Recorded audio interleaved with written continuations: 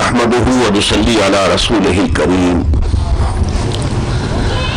اما بعد فقد قال الله تبارك وتعالى كما ورد في سورة آل عمران اعوذ بالله من الشيطان الرجيم بسم الله الرحمن الرحيم ان اول بيت وضع للناس للذي ببكة مباركا وهدى للعالمين فيه آيات بينات مقام إبراهيم ومن دخله كان آمنا ولله على الناس حج البيت من استطاع إليه سبيلا ومن كفر فإن الله غني عن العالمين وقال تبارك وتعالى كما ورد في سورة البقرة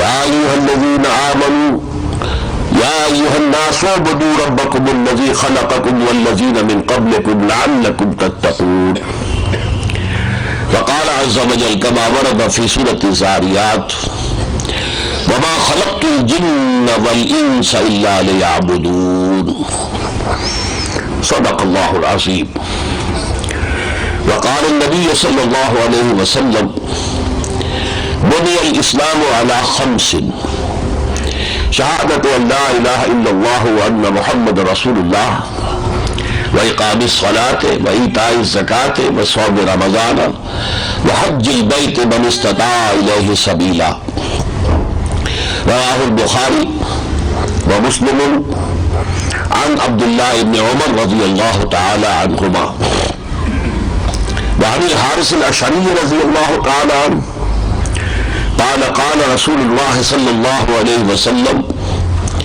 انی آمرکم ب5 اللہ امرنی بہن بالجماعت والسمع والطاعت والہجرت والجہاد فی سبیل اللہ رواہ الامام احمد والامام الترمذی رحمہم اللہ رب اشرح لي صدري ويسر لي امري واحلل عقدة من لساني يفقهوا قولي اللهم ربنا الهمنا رشدنا واعذنا من شرور انفسنا اللهم ارنا الحق حقا وارزقنا اتباعه وارنا الباطل باطلا وارزقنا اجتنابه اللهم وفقنا لما تحب وترضى اللهم وفقنا ان نجاهد في سبيلك باموالنا وانفسنا اللهم ارزقنا شہادة فی سبیلک آمین یا رب العالمین۔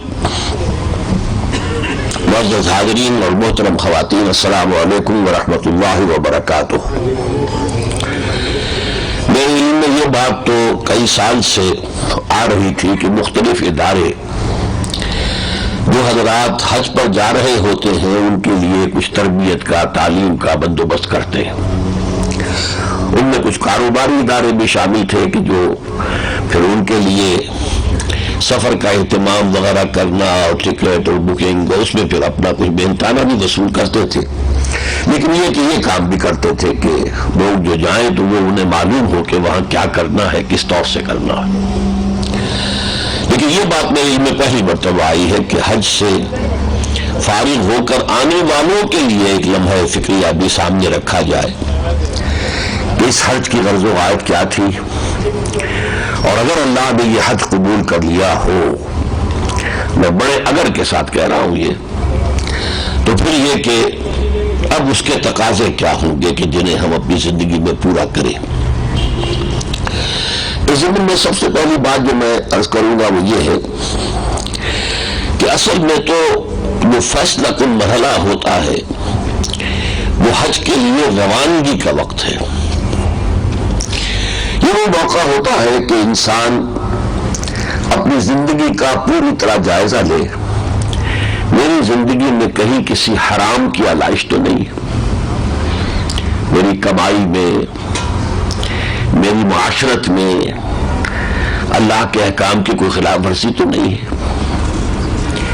اور ان چیزوں میں اگر دیکھیں کہ واقعی کمی ہے، کوتاہی ہے، تو صدق دل سے توبہ کریں کہ اللہ میں تیرے گھر کی زیارت کے لیے جا رہا ہوں تیرے حکم کے تحت، تو میں اب تک کوئی کوتاہی ہوتی رہی ہے، جو بھی ہوئی ہے اس کا اعتراف کرتے ہوئے میں تیری جناب میں توبہ کرتا ہوں، توبہ نصوح کرتا ہوں، سچی توبہ، حقیقی توبہ، مخلصانہ توبہ۔ یہ گویا کہ حج کے لیے روانگی سے پہلے کرنے کا ایک اہم کام ہوتا ہے، یہ کام شعوری طور پر کیا جائے، اور مجھے امید ہے کہ آپ حضرات نے ایسا کیا ہوگا، اس لیے کہ یہ حج ایک ایسی عظیم عبادت ہے، جتنی عبادات ہمارے دین میں فرض کی گئی ہے ان میں سب سے جامع ہے۔ میں ابھی بعد میں اپنی وضاحت سے عرض کروں گا کہ یہ جامع العبادات کس اعتبار سے ہے۔ یہاں میں صرف وہ حدیث جو ہے اس کا تذکرہ کرنا چاہتا ہوں کہ حضور نے 3 افعال یا اعمال کو قرار دیا ہے کہ جو سابقہ زندگی کے تمام گناہوں کا اللہ تعالیٰ کی طرف سے معافی کا ذریعہ بن جاتے ہیں۔ تمام گناہ، پوری زندگی، صغیرہ کبیرہ سب۔ ایک، کفر سے اسلام میں آنا۔ آج ایک شخص کفر سے اسلام میں آیا، پچھلا حساب صاف ہو گیا اس کا، اب اثر نوعی اس کا حساب ہوگا جو بھی درج ہوگا۔ دوسرے، ہجرت، اپنا گھر بار، اپنے خاندان کو، اپنے وطن کو، اپنے آباء و اجداد کی سرزمین کو چھوڑ کر صرف اللہ کے دین کے لیے کہیں اور جانا، کاروبار کے لیے نہیں، کسی اور دنیاوی نفع کے لیے نہیں، صرف اللہ کے دین کے لیے۔ اس کی بھی تھوڑی سی تفصیل بعد میں آ جائے گی۔ اور تیسری شہ حج مبرور، وہ حج کے جو اللہ کے ہاں قبول ہو جائے۔ لیکن میں نے اس لیے اگر کا لفظ کہا تھا، حج مبرور کی شرائط بہت سخت ہے۔ سب سے پہلے یہ کہ وہ حلال کی کمائی سے کیا گیا، حرام کی کمائی سے کیا ہوا حج اللہ کے ہاں قبول نہیں ہے، منہ پر دے مارا جاتا۔ ایک استثناء ہے کہ اگر حج پر روانگی سے قبل پورے خلوص سے دل کے ساتھ توبہ کر لے تو یہ بات کنڈون ہو جائے گی، اس لیے کہ التائب من الذنب کمن لا ذنب لہ۔ حضور نے فرمایا گناہ سے توبہ کرنے والا ایسے ہے جیسے اس نے گناہ کیا ہی نہیں، لیکن وہ گناہ کے ساتھ توبہ جو ہے وہ صحیح شرائط کے ساتھ توبہ ہو۔ وہ شرائط کیا ہے میں تیزی سے بیان کر دیتا ہوں۔ گناہ پر حقیقی ندامت ہو، اس کو چھوڑ دینے کا عزم مصمم ہو کہ اب دوبارہ کبھی نہیں کروں، اور بالفعل اس کو چھوڑ دے، صرف عزم نہیں، بالفعل چھوڑ۔ 3 شرطیں پوری ہوگی تو یہ اس گناہ کے ضمن میں توبہ ہو جائے گی جو کہ حقوق اللہ کے ضمن میں ہے، نماز رہ گئی، روزہ نہیں رکھا وغیرہ وغیرہ، اللہ کے حقوق ہیں، اس میں یہ 3 چیزیں کافی ہیں۔ ایک، حقیقی پشیمانی، نمبر 2، مصمم ارادہ کہ دوبارہ یہ کام نہیں ہوگا، اور نمبر 3، بالفعل ترک کر دینا۔ حقوق العباد کے بارے میں ان 3 کے علاوہ ایک چوتھی شرط بھی ہے، جس کا حق مارا ہے اس کا حق ادا کرو یا اس سے معافی حاصل کرو، اس کے بغیر اللہ معاف نہیں فرمائے گا۔ وہ اپنے حقوق کے ضمن میں بہت سخی ہے، بہت معاف کرنے والا ہے، لیکن حقوق العباد کو معاف کرنے والا نہیں ہے، اس کا اختیار اسی بندے کو ہے۔ چنانچہ ایک حدیث جو ہے جو لرزا دینے والی ہے کہ حضور نے ایک مرتبہ صحابہ سے پوچھا اتدرون من المفلس، کیا آپ لوگ جانتے ہیں مفلس کون ہوتا ہے؟ صحابہ نے جواب دیا المفلس عندنا من لا درہم لہ ولا دینار، حضور ہمارے نزدیک مفلس وہی ہوتا ہے جس کے پاس دینار نہ ہو درہم نہ ہو۔ آپ نے فرمایا نہیں، میری امت کا مفلس وہ ہوگا جو قیامت کے دن حاضر ہوگا تو نمازیں بہت پڑھی ہوگی اور روزے رکھے ہوں گے، حج کیے ہوں گے، لیکن کسی کا مال ہڑپ کر لیا ہوگا، کسی پر تہمت لگا دی ہوگی، کسی کی عزت کو بٹا پہنچایا لگایا ہوگا،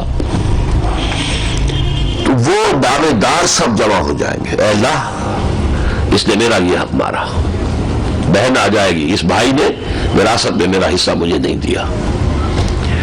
اللہ تعالیٰ اب وہاں کیا ہے؟ کوئی کرنسی نہیں. اللہ فرمائے اچھا بھائی اس کی نمازیں تم لے جاؤ. دوسرے سے کہا جائے گا اس کے روزے تم لے جاؤ، اس کے عمرے اور حج تم لے جاؤ.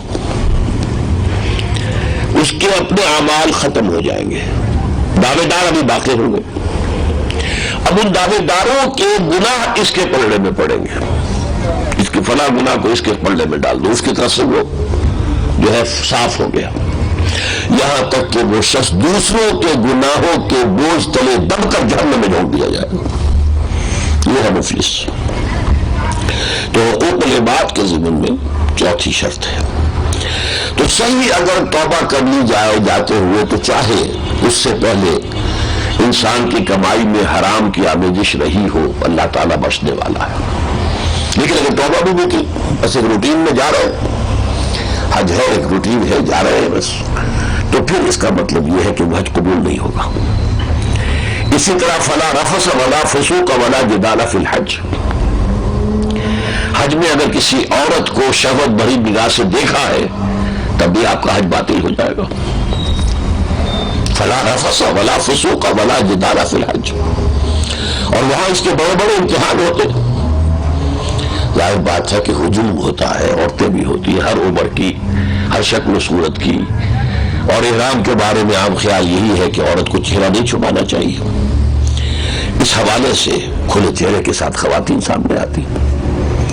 اسی طرح لڑائی جھگڑا، فلا رفث ولا فسوق ولا جدال فی الحج. سفر میں جھگڑے ہوتے ہیں.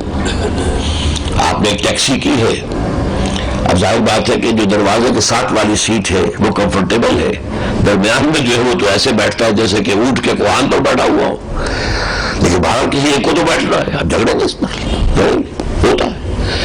بہرحال اگر ان تمام چیزوں سے پاک حج کیا گیا ہو تو یہ بھی ان 3 کاموں میں سے ہے جس سے انسان کی گزشتہ زندگی کا پورا حساب صاف ہو جاتا. اب میں مستقبل کی بات، اب کرنا کیا ہے. ایک اور بات بھی میں تمہید عرض کر دوں. ہمارے معاشرے میں اس وقت کچھ چیزوں کا رواج بہت ہو گیا ہے، اگرچہ عروج سے خالی ہے اکثر و بیشتر. عمرہ بعض حضرات ہر رمضان میں عمرہ کر رہے ہیں، بعض لوگ ہر سال حج کر رہے ہیں. پھر فخر سے کہتے ہیں میری تو سیٹ مقرر ہے پہلی صف میں امام صاحب کے پیچھے، وہاں کے شرطوں کو رشوت دی ہوئی اور وہاں اپنی جو ہے جگہ معین کی ہوئی. یہ چیزیں جو ہے دین کی روح کے بالکل منافی ہے. ہمیں دین جو ہے وہ دیکھنا ہے محمد رسول اللہ صلی اللہ علیہ وسلم کی طرف. بمصطفیٰ برسا خیش را کے دی ہماوست اگر بہون رسیدی تمام بولا بیست. اللہ تعالیٰ نے انسان پر جو اصل فرائض عائد کیے ہیں وہ میں ابھی آج آپ کو سناؤں گا اور بتاؤں گا. ان کی طرف تو توجہ ہے نہیں. عمرے کر رہے ہیں ہر سال، رمضان کا عمرہ ہر سال، حج کر رہے ہیں بار بار کر رہے ہیں. ذرا غور کیجئے حضور نے زندگی میں کتنے حج کیے. ظاہر بات ہے کہ اس سے پہلے تو مشرکین کا قبضہ تھا اور جب تک آپ مکے میں تھے آپ حج کرتے ہوں گے جیسے مشرکین کرتے تھے. لیکن ہجرت کے بعد ایک حج سن 8 میں ہجری میں مکہ فتح ہو چکا تھا. کیا چیز تھی حضور کو مانے کہ آپ نے حج نہیں کیا؟ اب تو آپ حاکم ہیں وہاں کے، کیا حج. سن 9 میں کیا نہیں، 10 میں ایک، بس. عمرہ کیا کوئی؟ سوچئے بتائیے ہے ثابت؟ وہ جو صلح حدیبیہ کے وقت عمرہ رہ گیا تھا اس کی قضا سن 7 میں دی ہے بس. فتح مکہ کے بعد تو آپ نے کوئی عمرہ بھی نہیں کیا. آپ نے کیا کیا؟ آپ کی ساری جد و جہد تھی دین کو قائم کرنے کے لیے. آپ مصروف ہیں اس کام کے اندر، باطل کا قلع تباہ کرنے کے لیے، اللہ کے دین کو غالب کرنے کے لیے۔ اصل کام وہ ہے، یہ نماز و روزہ و قربانی و حج یہ اس کی سپورٹ کے لیے ہے۔ اگر وہ اصل ہدف سامنے ہے ہی نہیں تو یہ سپورٹس بیکار ہیں، بے معنی ہے، محض ریچولز ہے۔ رہ گئی رسم ازاں روح بلالی نہ رہی، فلسفہ رہ گیا تلقین غزالی نہ رہی۔ نماز و روزہ و قربانی و حج یہ سب باقی ہے، تو باقی نہیں۔ اب میں آپ کو بتانا چاہتا ہوں کہ ایک بندہ مسلم کے کیا فرائض ہیں۔ اگر آج تک اس کا کسی وجہ سے ایک جامع تصور اور فہم آپ کے سامنے نہیں آیا اور اسی لیے ادھر توجہ نہیں ہو سکی تو کوئی بات نہیں۔ اگر آج جو کچھ میں عرض کروں، اگر دل گواہی دے کہ ہاں حق ہے، بات صحیح ہے، تو پھر عزم مصمم آج ہی کریں کہ اس پر اب پورا اترنے کی کوشش کرنی۔ کیونکہ حج سے متعلق بات تھی، اس لیے میں نے سب سے پہلے وہ آیت پڑھ دی جو حج کی فرضیت کے ضمن میں قرآن میں آئی۔ ان اول بیت وضع للناس للذی ببکۃ مبارکا وہدی للعالمین۔ سب سے پہلا گھر جو اللہ کی عبادت کے لیے بنایا گیا اس لیے عرضی پر، وہ جو ہے جو بکہ میں، بکہ اور مکہ ایک ہی لفظ ہے۔ حضرت آدم کا تعبیر کرتا ہے، حضرت ابراہیم کا نہیں، البتہ اس کے بعد گر گیا تھا، پھر تعمیر نو کی ہے دوبارہ حضرت ابراہیم اور حضرت اسماعیل دونوں نے مل کر۔ تو پہلا گھر یہ ہے، مبارک بہت بابرکت ہے، ہدن ہدایت ہے تمام جہان والوں کے لیے۔ اس میں بڑی روشن آیات ہیں، ہماری نشانیاں ہیں، مقام ابراہیم ہے، ومن دخلہ کان آمنا، اور جو اس میں داخل ہو جائے وہ امن میں ہوتا ہے۔ یہ عرب جاہلیت کے اندر بھی تھا کہ اگر کسی شخص کے باپ کو کسی نے قتل کر دیا ہے اور وہ سال سے تلاش کرتا پھر رہا ہے قاتل کو کہ کہیں مجھے ملے اور میں اس کے گردن سے اس کی گردن جوڑا دوں، انتقام لے لوں، اگر اسے حرم میں نظر آ جائے گا تو وہ کچھ نہیں کہے گا اسے۔ یہ ان کے خون میں تھا، حرم کی عزت اور حرم کی عظمت اور حرم کا احترام۔ من دخلہ کان آمنا، جو اس میں داخل ہو گیا اس کو امن مل گیا۔ وَلِلَّهِ عَلَى النَّاسِ حِجُّ الْبَيْتِ مَنِ اسْتَطَاعَ إِلَيْهِ سَبِيلًا، اور اللہ کا حق ہے لوگوں پر کہ وہ اس کے گھر کا حج کریں، وہ لوگ کہ جس کے پاس استطاعت ہو راستے کی، سفر کی، زاد راہ ہو، اور اپنے غیر موجودگی کے لیے اپنے گھر والوں کے لیے خرچ چھوڑ کر جا سکتا ہو۔ لیکن جو شخص استحالت میں ہو پھر بھی نہ کرے، ومن کفر، تو گویا کہ اس نے کفر کیا۔ ومن کفر فإن اللہ غنی عن العالمین، جو کفر کرے گا تو اس کا مطلب اللہ تعالیٰ پھر غنی ہے، اسے کوئی پرواہ نہیں اس کی۔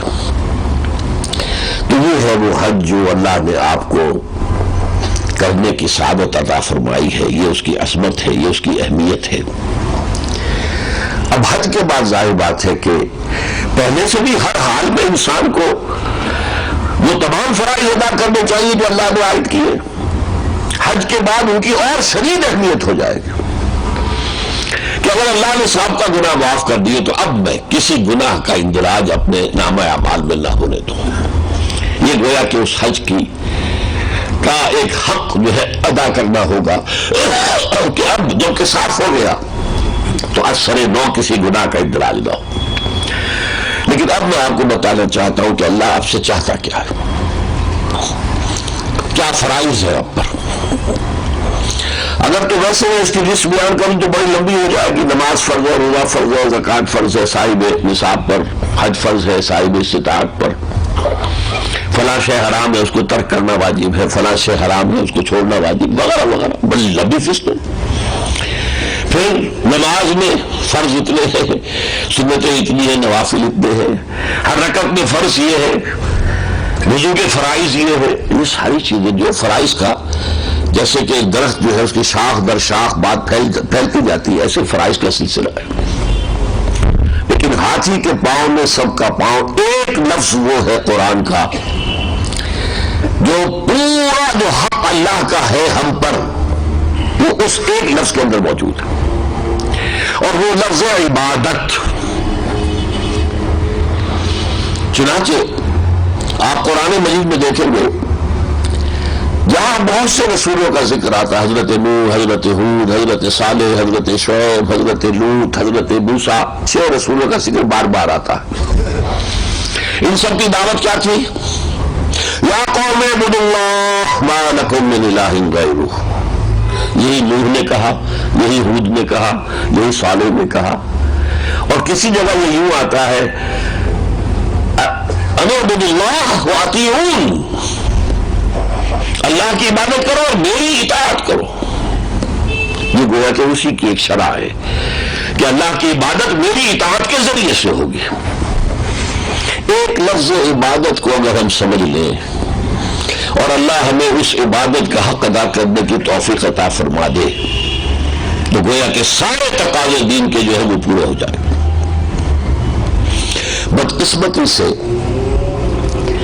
ہمارا ایک زوال ہے بہت لمبا، کئی صدیوں کا زوال گرتے چلے گئے.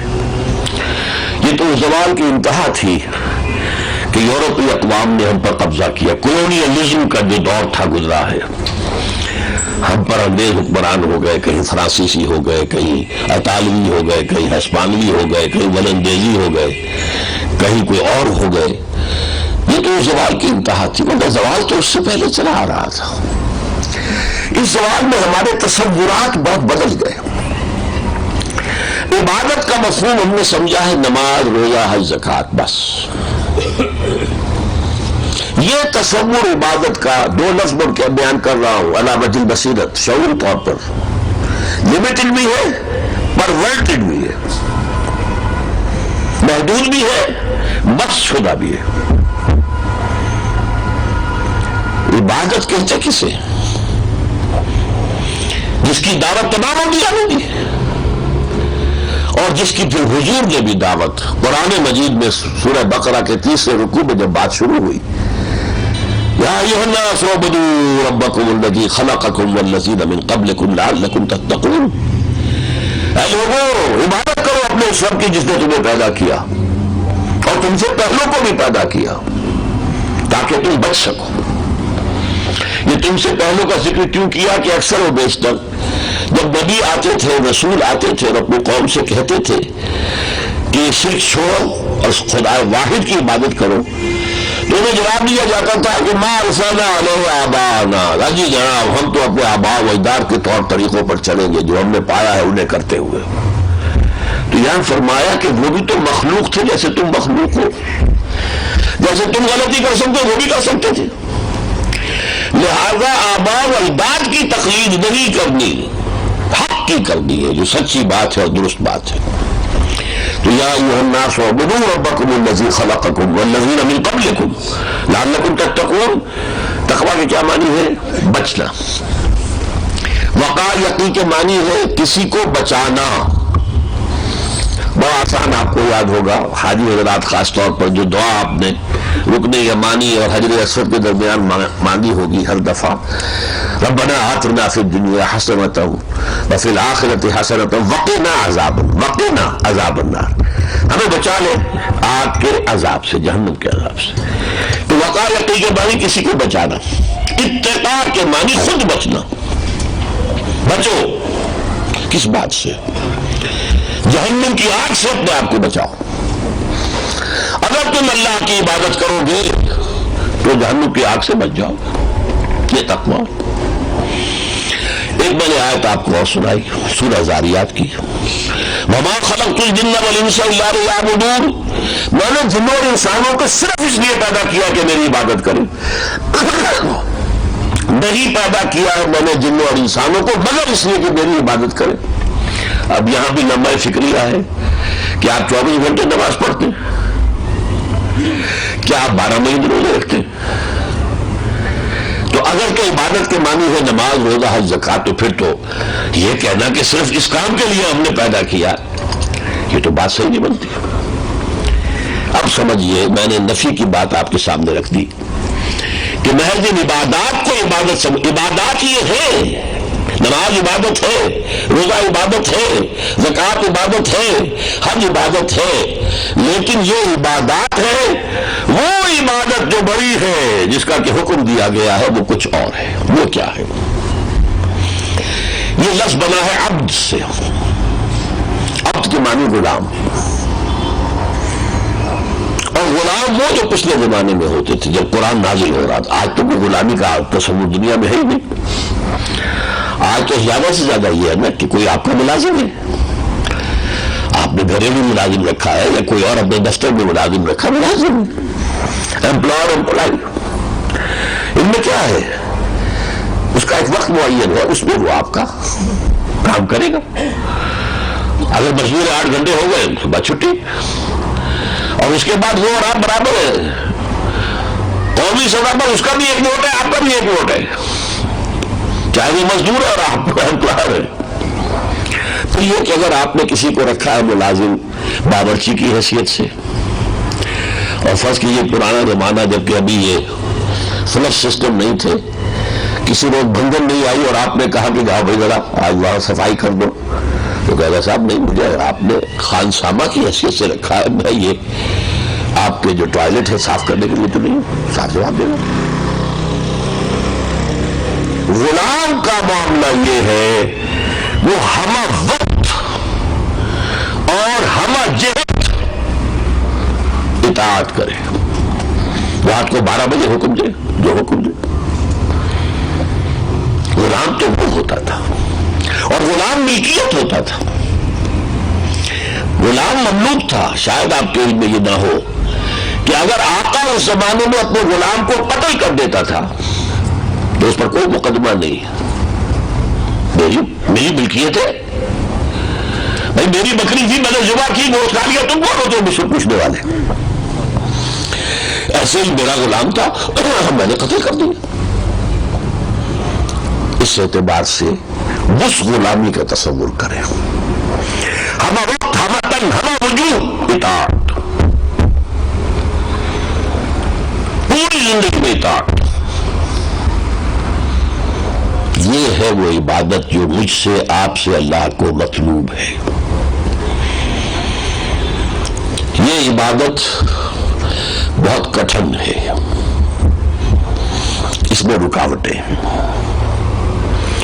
سب سے پہلے بھول، آپ دنیا کے دھندے میں مصروف ہو کر بھول جاتے ہیں کہ آپ کسی کے بندے اور غلام ہیں، اپنی من مانی کرنے پر آ جاتے ہیں۔ پھر آپ کا نفس اس کے تقاضے، فرائڈ کی اصطلاح میں انڈنزبیڈو، یہ نفس کے تقاضے اور اتنے زوردار ہیں اور اتنے اندھے بہرے ہیں، بھوک لگی ہو کھانا ہونا چاہیے، حلال کا اور حرام کا مجھے پرواہ نہیں ہے، جنسی جذبہ بھڑک اٹھا ہے اس کی تسکین چاہیے، حلال سے حرام سے کوئی پرواہ نہیں۔ اس نفس کو قابو میں رکھنا آسان کام نہیں۔ مولانا روم کہتے ہیں نفس ماں ہم کم ترس فرعون نیست، لیکن اون نیست، میرا نفس بھی فرعون سے کم نہیں ہے۔ فرعون نے کہا تھا، دعویٰ کیا تھا، الیس لی ملک مصر، کیا مصر کی بادشاہی میری نہیں ہے؟ وہذہ الانہار تجری من تحتی، اور یہ سارے جو آبپاشی کا نظام ہے، نہریں بہہ رہی ہیں میرے کنٹرول میں، جس کا چاہوں پانی بند کر دوں، جس کا چاہوں بوگا جو ہے بند کر دوں۔ اسی طرح میرا نفس کہتا ہے یہ جسم میرا ہے، اس پر میرا حکم چلے گا۔ You have to obey me. You have to fulfill my desire, my lust. نفس ماں ہم کم ترس فرعون نیست، میرا نفس فرعون سے کم نہیں ہے، لیکن فرعون نیست۔ فرعون کے پاس لا لشکر تھا، اس نے زبان سے بھی کہہ دیا انا ربکم الاعلی، میں یہ تو نہیں کہہ سکتا درویش ہوں، میرے پاس کوئی فوج تو ہے نہیں، لیکن میرا نفس اندر سے یہی کہتا ہے یہ جو اقلیم ہے، یہ جو وجود ہے تمہارا حیوانی، یہ میرا ہے، and I will guard it۔ پھر دنیا میں رہتے ہیں تو مال کی محبت بھی ہے، حب للناس حب الشہوات من النساء زین للناس حب الشہوات من النساء والقناطیر المقنطرۃ، ہے کہ نہیں؟ دولت کی محبت انسان کے نس میں پلا دی گئی. اب دولت کو پیش کر رہا رشوت کی شکل میں، نفس کا تعلق، اور یاد دلا دے گا وہ کام کرنا تھا ابھی ہو سکا ہے، وہ فلاں کی تعلیم بچے کی اس کی فیس وہاں کی دینی تھی، وہ لمس کی فیس تو ابھی پڑی ہوئی ہے میرے ذہن میں، لو بابا، اور سب لیتے ہیں تم کہا تو تم جو ہے کہاں رہ گئے ہو، بہت بڑے پارسا بن گئے ہو. اس کو روکنا نفس کو آسان کام ہے. تو در حقیقت پوری زندگی میں اللہ کی بندگی کرنا، اللہ کی اطاعت کرنا، اس کے راستے میں جو رکاوٹیں ہیں ان کو دور کرنے کے لیے عبادات دی. نماز کس لیے دی؟ اقم الصلاۃ لذکری، 5 مرتبہ اپنے معمولات میں سے نکل کر مجھے یاد کرو اور میرے ساتھ اپنا عہد تازہ کرو. ایاک نعبد و ایاک نستعین، پروردگار تیری ہی بندگی کرتے ہیں اور کریں گے، اور تجھی سے مدد مانگتے ہیں اور مانگیں گے. 5 times a day. Start your day with this prayer. پھر دوپہر میں، پھر شام کا وقت، جب پرانے زمانے میں منڈیاں بند ہونی شروع ہو جاتی تھی اور لوگ اپنے گھروں کی طرف رجوع کرتے تھے اور بہت حسل بسل کا وقت ہوتا تھا، پھر عصر کی نماز، اور اسے سب سے اہم قرار دیا صلاۃ الوسطیٰ. حافظوا الصلوات والصلاۃ الوسطیٰ. پھر عشاء کو، مغرب کو، پھر عشاء کو نماز. اقم الصلاۃ لذکر، یاد کرتے رہو. تم خود مختار نہیں ہو، تم بندے ہو کسی کے، تمہیں کسی کی اطاعت کرنی ہے، اس کے حالات پر قناعت کرنی ہے، اس کے حرام میں منہ نہیں مارنا ہے. 5 مرتبہ سبق دہراؤ، 5 مرتبہ.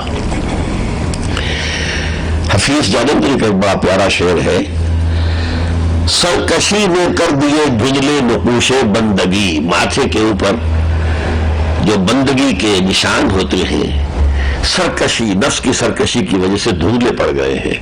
آؤ سجدے میں گریں، لوح جبی تازہ کریں. لوح جبی جیسے تختی ہوتی تھی نا بچپن میں تو تختی پر ہی لکھنا سیکھا تھا. اب تو کافی ہے نہ تختی رہی نہ سلیٹ رہی، بے تحاشا خرچ. تختی کو پوت لیا، دوبارہ لکھو، سلیٹ کو صاف کیا، پھر اس کو استعمال کرو. کافی تباہی ہوتی ہے. بہرحال تو اس تختی پر سے جو نقش تھا وہ بدھم پڑ گیا ہے. سجدے میں گرو، اپنی زمین کو رکھو تاکہ وہ نقش تازہ ہو جائے، نمایاں ہو جائے. یہ ہے نماز. روزہ کس لیے؟ تمہارا انڈیا لبیڈو، اس کو اپنے کنٹرول میں لاؤ. بھوک اور پیاس، اس وقت تو خیر روزے بڑے آرام کے آ رہے ہیں نا، اب کچھ دیر زیادہ دودھ نہیں ہے، مئی کے بھی آئیں گے، جون کے بھی آئیں گے. حلق میں کانٹے پڑے ہوئے ہیں، اور آئے ہیں آپ دفتر سے یا کوئی طالب علم آیا ہے کالج سے، ایگزاسٹڈ، ڈی ہائیڈریشن کی وجہ سے جس حال ہو جاتا ہے اس موسم میں. گھر میں داخل ہوتا ہے، فریج موجود ہے، مشروب موجود ہے، نہیں پی سکتے، اللہ کا حکم نہیں. یہ 1 مہینے کی ریگرس ٹریننگ ہے. تم 1 مہینے حلال چیز نہیں پی رہے اور کھا رہے تو 11 مہینے حرام سے تو بچو جو اللہ نے حرام کی ہے. یہ ہے اصل میں روزے کی حکمت. نفس ہے، نفس کا تقاضا ہے، بیوی ہے، جائز راستہ ہے. دوپہر کے قیلولے کے دوران بھی انسان ہم بستری کرتے ہیں. اسی لیے 3 اوقات لکم قرآن مجید میں سورہ نور میں آیا ہے. 3 اوقات ہیں 24 گھنٹے میں کہ جو خاص طور پر جن کو پوشیدہ کاموں کا معاملہ جو ہے قرار دیا گیا ہے. بعد صلاۃ العشاء قبل صلاۃ الفجر وعند الظہیرہ، ظہر کے وقت. بیوی ہے، سب کچھ ہے، لیکن نہیں، اجازت نہیں. 1 مہینے یہ کر رہے ہو حلال ذریعے سے بھی اپنی خشت و نفس کی خواہش پوری نہیں کر رہے تو بقیہ 11 مہینے کے لیے اتنی طاقت پیدا ہونا چاہیے کہ حرام کی طرف نگاہ نہ اٹھے. اور مال کی محبت، اس کو توڑنے کے لیے زکات، انفاق، صدقات، خرچ کرو خرچ کرو خرچ کرو خرچ کرو خرچ کرو، انفقوا انفقوا انفقوا. من ذا الذی یقرض اللہ قرضا حسنا، کون ہے وہ جو اللہ کو قرض حسنا دے؟ اللہ قرض مانگتا ہے. تاکہ یہ مال کی محبت تمہارے دلوں سے کم ہو جائے. زکات کو زکات کہا کیوں؟ زکات کے معنی پاکیزگی، تزکیہ، پاک کرنا. دل کی سب سے بڑی نجاست مال کی محبت ہے. تو تصفیہ قلب کو صاف کرنے کے لیے انفاق، خرچ کرو، اللہ کی راہ میں دو، قرض حسنہ دو، انفاق فی سبیل اللہ کرو، صدقات دو، زکات دو. یہ ہے حکمت نماز، روزہ، زکات. حج میں یہ تینوں حکمتیں جمع ہوئی. اس لیے میں نے کہا تھا جامع العبادات. اس میں پیسہ بھی خرچ ہوتا ہے، وہ زکات والا عنصر آ گیا. احرام کی حالت میں کچھ بندشیں ہیں، تعلق ضرور شوق نہیں ہو سکتا، ابھی ساتھ ہے لیکن نہیں. روزے کی بات بھی آ گئی، ذکر بھی آ گیا، لبیک اللہم لبیک. کتنا پیارا ذکر ہے، کیسا ترانہ توحید ہے. لبیک اللہم لبیک لبیک لا شریک لک لبیک، یہ ترانہ ہے. پھر طواف کر رہے، شاعر اللہ کو دیکھ رہے، نوافل پڑھ رہے، ذکر بھی آ گیا. ذکر، خرچ، انفاق اور نفس پر پابندی، تینوں کو جمع کر دیا حج کے اندر. یہ جامع العبادات عبادت ہے. لیکن اب سمجھیے جو حدیث میں نے آپ کو سنائی تھی، لیکن اس سے پہلے ایک نکتہ اور میں سمجھا دوں. اللہ کا بہت بڑا فضل ہے کہ وہ تصور کہ عبادت کا مطلب ہے صرف نماز، روزہ، حج، زکات، یہ اب کم سے کم پڑھے لکھے لوگوں کے حلقے میں اب بہتر ہو چکا ہے معاملہ. وہ سمجھتے ہیں کہ اسلام صرف عبادات کا مذہب نہیں ہے، یہ پوری نظام زندگی کا معاملہ ہے. پوری اطاعت، ہمہ تن اطاعت، ہمہ وجوہ اطاعت، ہمہ وقت اطاعت. اسی لیے اس کے لیے صحیح ترین لفظ بندگی ہے. ابھی شعر سنا ہے نا، سرکشی نے کر دیے دھندلے نقوش بندگی، آؤ سجدے میں گرے لوح جبین تازہ کرے. اور سب سے پیارا ترین شعر جو ہے وہ شیخ سعدی کا ہے. مسجدوں کی تعمیر کا پہلے کچھ اور ذوق ہوتا تھا، آج کچھ اور ہے. پہلے محرابیں ہوتی تھی، اب تو وہ لنٹل پڑے ہوتے ہیں محراب وغیرہ کا جو ہے. پھر یہ کہ اس پر جو چوکٹے بنے ہوتے تھے شعر لکھے ہوتے تھے. روز محشر کے جہاں گداز بود ولی پرسش نماز بود. قیامت کا دن جو بہت سخت ہے، سب سے پہلے اس میں نماز کی پرسش ہوگی. ایک شعر اور آپ کو یاد ہوگا، زندگی آمد برائے بندگی، زندگی بے بندگی شرمندگی. یہ صحیح ترجمہ ہے وما خلقت الجن والانس الا لیعبدون. میں نے جنوں اور انسانوں کو پیدا ہی اس لیے کیا میری عبادت کریں. زندگی آمد برائے بندگی، زندگی بے بندگی شرمندگی. اب آئیے کہ اگرچہ وہ تصور اب ہمارے جوہلا کے اندر عوام میں تو وہی تصور ہے، عبادت کا یہ ہمہ گیر ہمہ وجوہ تصور جو ہے وہ موجود نہیں ہے. لیکن مڈل کلاس میں، پڑھے لکھے لوگوں میں، جن کا کچھ مذہبی ذوق ہے، مذہبی شعور ہے، ایسے بھی ہیں جن کو نہ نماز سے غرض ہے نہ روزے سے غرض ہے، وہ ان کی بات میں نہیں کر رہا. جن کا کچھ مذہبی ذوق ہے وہ اب سمجھتے ہیں کہ ہمارا دین پوری زندگی کا دین ہے اور اللہ پوری زندگی میں اطاعت مانگتا ہے. اس اطاعت کو ایسا مانتا ہے ہمہ تن ہمہ وجوہ کہ اگر آپ کچھ احکام اللہ کے مانے اور کچھ نہ مانے تو آپ تو یہ سمجھیں گے جو مانے اس کا تو ہمیں ثواب ملنا چاہیے نا. یہ خیال ہوگا. قرآن اس کی نفی کرتا ہے. افتؤمنون ببعض الکتاب وتکفرون ببعض. کیا تم ہماری شریعت کے ایک حصے کو مانتے اور ایک کو نہیں مانتے؟ نماز ہم نے فرض کی پڑھتے ہو، سود ہم نے حرام کیا نہیں چھوڑتے ہو، تو تم نے ہماری شریعت کے ایک حصے کو مانا ایک کو نہیں مانا۔ فما جزاء من يفعل ذلك منكم الا خزي في الحياة الدنيا ويوم القيامة يردون الى اشد العذاب۔ تو جو کوئی بھی تم میں سے یہ حرکت کرے گا کہ شریعت کے ایک حصے کو قبول اور ایک حصے کو رد، اس کی سزا اس کے سوا کچھ نہیں کہ دنیا میں ذلیل و خوار کر دیے جائیں اور قیامت کے دن شدید ترین عذاب میں جھونک دیے جائیں۔ وَمَا اللَّهُ بِغَافِلٍ عَمَّا تَعْمَلُونَ، اللہ غافل نہیں ہے اس سے جو تم کر رہے ہو۔ تم اپنی داڑھیوں کے تیر سے دھوکہ نہ دو ہمیں، ہم جانتے ہیں کہ تم سود خور ہو، ہم جانتے ہیں کہ تم نے سود پر لے کر رقم اور محل بنایا ہے ہمارے علم میں۔ یہ خزي فی الحیات دنیا تو آج ہمارے ماتھے پر لکھی ہوئی ہے۔ 2 ارب دنیا میں ہونے کے باوجود ہماری عزت کری ہے کچھ؟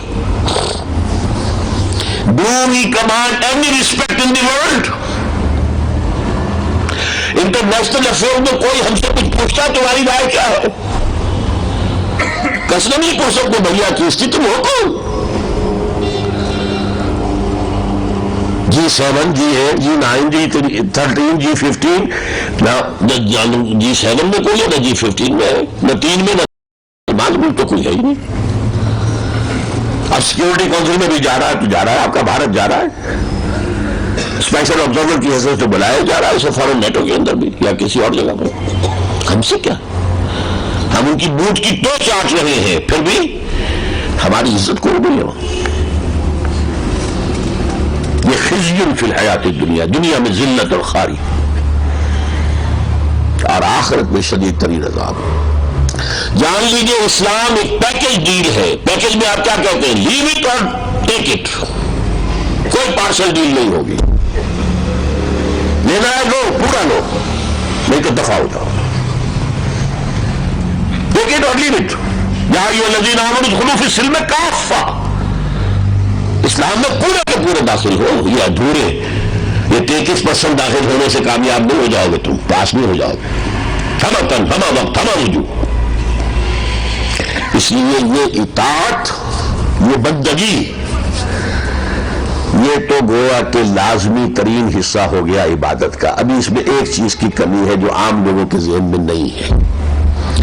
جدید جو دینی مفکرین ہیں انہوں نے اس کو تو واضح کر دیا کہ ہمہ تن ہمہ وقت ہمہ رجوع اطاعت بندگی، لیکن اس کا ایک اور ایلیمنٹ ہے۔ محض اطاعت کو عبادت نہیں کہیں گے جب تک کہ وہ اطاعت محبت کے جذبے کے تحت نہ ہو۔ اطاعت تو ہم انگریز کی کر رہے تھے لیکن ہم عبادت نہیں کرتے تھے اس کی۔ نوٹ کر رہے ہیں، اطاعت تو کرنی پڑ رہی تھی، مجبوری تھی۔ اگرچہ محض عبادت اور غلامی، محض اطاعت اور غلامی پر بھی قرآن میں عبادت کا اصطلاح استعمال ہوئی ہے۔ جب حضرت موسیٰ اور حضرت ہارون گئے ہیں فرعون کے دربار میں اور اس کے سامنے اپنی رسالت کا پیغام رکھا ہے تو بڑے ہی حقارت آمیز انداز میں فرعون نے کہا اپنے حواریوں سے اور اپنے درباریوں سے، یہ آئے ہیں ہمیں ہم سے کچھ تقاضا مطالبہ لے کر، وہ قوم عابدون، حالانکہ ان کی قوم تو ہماری عبادت گزار ہے۔ عبادت سے مراد یہاں کیا ہے؟ اطاعت۔ ظاہر بات ہے کہ بنی اسرائیل فرعون کی عبادت نہیں کرتے تھے، وہ واحد تھے، اللہ کی عبادت کرتے تھے، غلام تھے، تو اس نے لفظ عبادت استعمال کیا۔ قوم ہمارا عابدون، یہ تو عابد ہے، ہمارے غلام ہے۔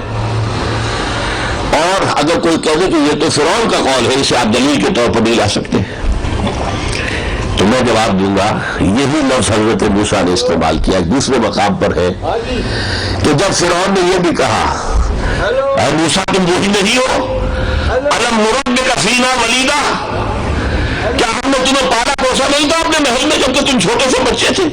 دریائے نیل میں سے تمہیں نکال کر ہم نے پالا پوسا، ہماری ملی ہمیں کو بیاں ہماری ملی۔ تو حضرت موسیٰ نے پتہ کیا جواب دیا؟ وَتِلْكَ نِعْمَةٌ تَمُنُّهَا عَلَيَّ أَنْ عَبَّدتَ بَنِي إِسْرَائِيل، یہ بڑا انعام میرے اوپر تم جتا رہے ہو جبکہ میری پوری قوم کو تم نے غلام بنا رکھا ہے۔ ایک کو پال دیا اپنے محل میں تو یہ احسان ہو گیا، پوری قوم کو غلام کو، یہاں بھی لفظ عبادت آ گیا، اب بچہ بنی اسرائیل۔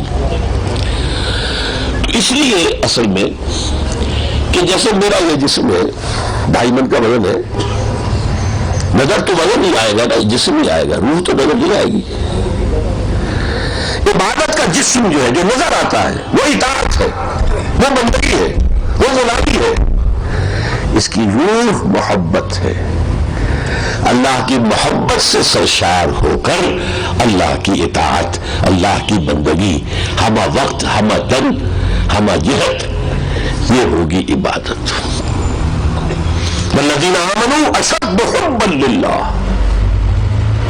سورہ بقرہ میں فرمایا وہ واقعی مومن ہوتے ہیں، وہ شدید ترین محبت ان میں اللہ کی ہوتی ہے، نہ مال کی، نہ اولاد کی، نہ بیوی کی، نہ شوہر کی، نہ گھر کی، وہ تو پھر آیت میں آپ کو ایک اور سناؤں گا، لیکن والذین آمنوا اشد حبا للہ، محبت سے۔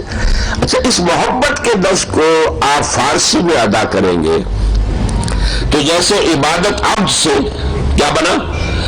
بندگی، اطاعت۔ یہ محبت کا لفظ آئے گا پرستش،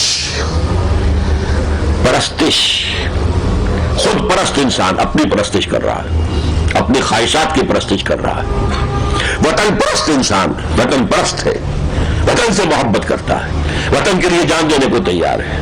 قوم پرست ہے، زر پرست ہے، شہوت پرست ہے، اور یہ جو ہوتے ہیں فلم سٹار وغیرہ ان کے پرستار ہوتے ہیں۔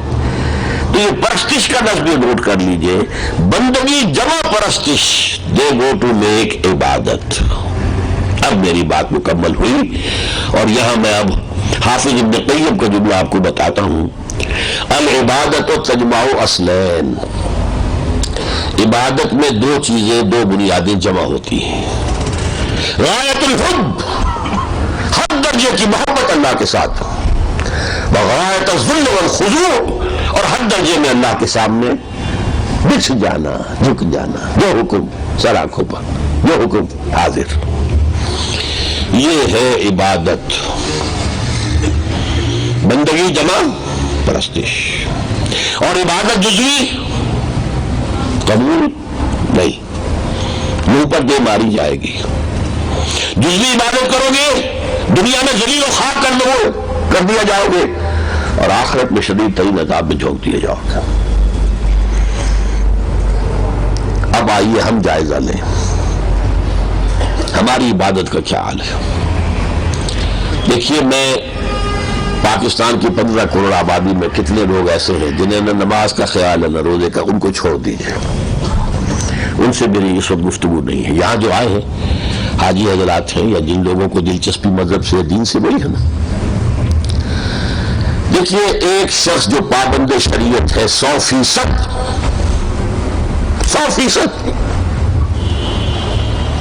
جہاں تک اس کے لیے ممکن ہے کہ وہ اس ماحول میں رہتے ہوئے اللہ کی اطاعت کرے، وہ کر رہا ہے۔ کچھ حصہ وہ جو وہ نہیں کر سکتا، جب تک قانون نہ بدلے، نظام نہ بدلے، آپ چور کا ہاتھ نہیں کاٹ سکتے، کاٹ سکتے؟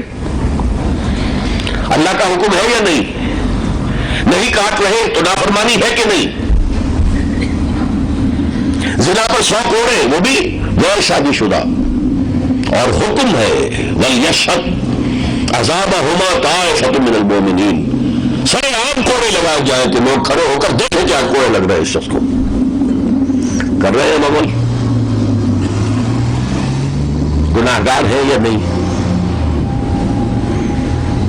سود فرمایا باز نہیں آتے سود سے، فَاعْلَمُوا بِحَرْبٍ مِّنَ اللَّهِ وَرَسُولِهِ، اللہ اور اس کے رسول کی طرف سے اعلان جنگ ہے۔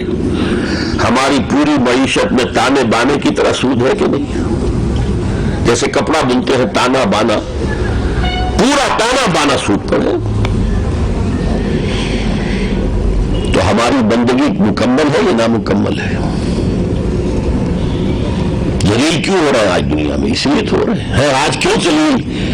کہ کل تک نہ تھی پسند گستاخی فرشتہ ہماری جناب میں، اور رحمتیں ہیں تیری اغیار کے کاشانوں پر، اور برقرتی ہے تو بیچارے مسلمانوں پر۔ کیوں ہے؟ کبھی سوچا آپ نے کیا اللہ کو کفر پسند ہے؟ یہ عیسائی تثلیث کے قائل، تین خدا دنیا میں چھائے ہوئے ہیں. یہ ہمارا پڑوسی ہندوستان بدترین مشرک، ہم سے کم 100 ہاتھ آگے ہیں. کیا وجہ ہے؟ کیا اللہ کو کفر پسند ہے؟ ہم کم سے کم نام لیوا تو ہیں، ہم کم سے کم کلمہ گو تو ہیں، ہمارے کچھ لوگ نماز تو پڑھتے ہیں، کافی پڑھتے ہیں. پوری دنیا میں تعداد لیں گے تو کروڑوں میں تو ہو ہی جائے گی نا. ہمارے 20 30 لاکھ آدمی حج بھی کرتے ہیں. اس سب کے باوجود رحمتیں ہیں تیری اغیار کے کاشانوں پر اور برف گرتی ہے کہ بیچارے مسلمانوں پر. کیوں؟ Is it not a pertinent question؟ کیا اللہ کو مسلمانوں سے دشمنی ہے؟ وجہ کیا ہے؟ اللہ کو یہ ڈیل پسند نہیں ہے کہ میرے کچھ احکام مانو اور کچھ نہ مانو. بدترین ہے ہماری نگاہوں میں وہ لوگ کہ وہ دین کے حصے بکھرے کر دے، اس پہ ہم چلیں گے، اس پہ نہیں چلیں گے. تو آج اپنا جائزہ لیں گے ہم. تو جو لوگ بظاہر پوری شریعت پر، انہوں نے بینک میں کوئی اکاؤنٹ میں رکھا ہے تو صرف کرنٹ میں رکھا ہے، کوئی اوور ڈرافٹ نہیں لیتے، اپنا بزنس بینک سے بالکل پاک رکھا ہوا، وہ بھی فرمایا حضور نے زمانہ آئے گا کہ وہ شخص سود نہیں کھائے گا تب بھی سود کا غبار یا دھواں اس کے اندر ضرور جائے گا. میرے اور آپ کے اندر جا رہا ہے. اگر ہوا میں 10 سسپینشن ہو جائے، کین یو اسٹاپ بریدنگ؟ سانس لینا بند کر دیں گے تو مر جائیں گے. ڈسٹ جائے گی کہ نہیں جائے گی؟ کہاں جائے گی؟ آپ کے پھیپھڑوں میں جائے گی. دھواں بھر گیا ہے، کیا آپ سانس لینا بند کر دیں گے؟ دھواں جائے. آج آپ کی پوری فضا میں سود ہے اور وہ سود آپ کے اور میرے اندر جا رہا ہے. اور زیادہ وضاحت چاہیے. گندم کے ہر دانے میں سود ہے. اس کے لیے بیج خریدا گیا سودی قرضے پر، اس کے لیے فرٹیلائزر لیے گئے سودی قرضے پر، اس کے لیے پیسٹیسائڈ لیے گئے سودی قرضے پر، ٹریکٹر لیا گیا سودی قرضے پر. سود سود سود سود در سود، ہر دانے میں سود ہے. اس ماحول میں آپ رہ رہے ہیں.